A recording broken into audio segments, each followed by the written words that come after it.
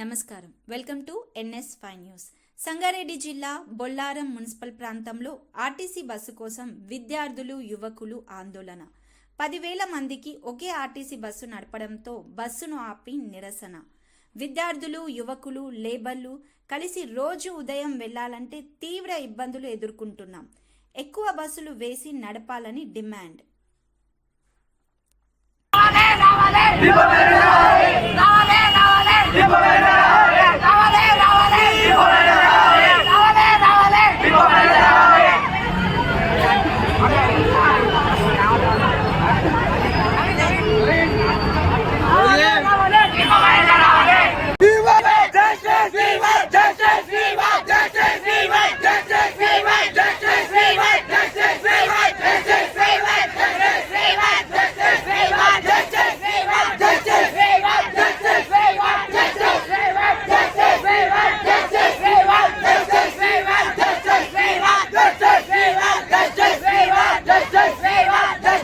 పదివేల మంది ఉన్నారన్న బొల్లారం స్టూడెంట్స్, లేబర్స్ అందరు కలిపి దగ్గర 10,000 మంది ఉన్నారు. బస్సులు ఏమో ఒకటే బస్సు వస్తుంది.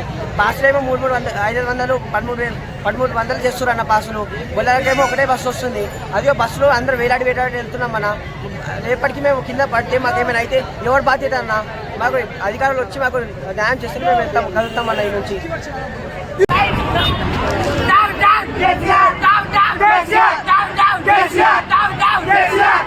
Yes,